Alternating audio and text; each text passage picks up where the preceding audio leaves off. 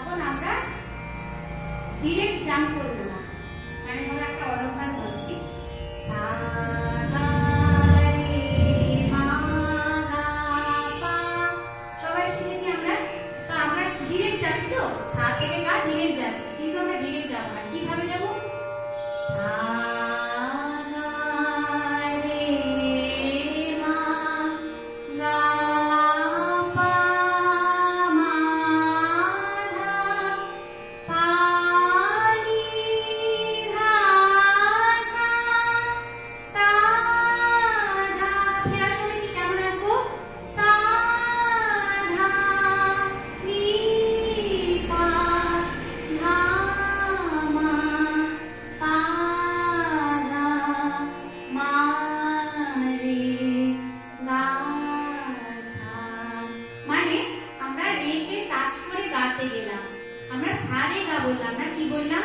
সা গা সা রে গা সা গা, এরকম সবগুলো সা মা রে পা, এভাবে যাবো না। কেমন যাবো? সা মা রে পা, গাও গা ধা মা নি পা সা সা পা নি মা ধা গা পা রে মা সা। প্রত্যেকটা গানে, ম্যাক্সিমাম গানে, বিশেষ করে হিন্দি আধুনিক গানে, রবীন্দ্রসঙ্গীতেও দেখবে নীলের প্রয়োগ হয়। ওই যে করেছিলাম না, আমায় প্রশ্ন করে নীল ধ্রুব তারা, এটা নীল। এই যে তারা এলাম না, মা তারা এলাম না, কিভাবে এলাম? তারা, মানে শুনতে ভালো লাগে সেই জন্য। তো এগুলো হচ্ছে নীলের প্র্যাকটিস। এগুলো যদি আমরা করি তাহলে গানের মধ্যে, গানের অলঙ্কার, এগুলো বলে গানের অলঙ্কার, নীল খাটকা মুরকি গামা, এগুলো হচ্ছে গানের অলঙ্কার। তো নীলের প্র্যাকটিসটা খুবই প্রয়োজন। এরপরে আমরা কি করব? সা পা। তাহলে সা পা যাব না, কি যাব?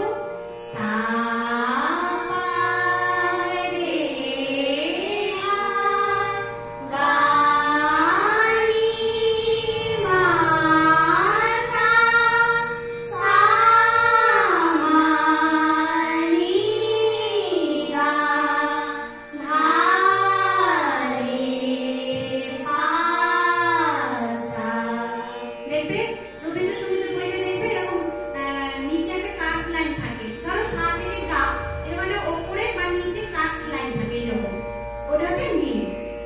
এবার সা থেকে ধা যাবো, সা ধা রে নি গা সা সা গা নি রে ধা সা সা নি সা নি রে সা সা রে নি সা।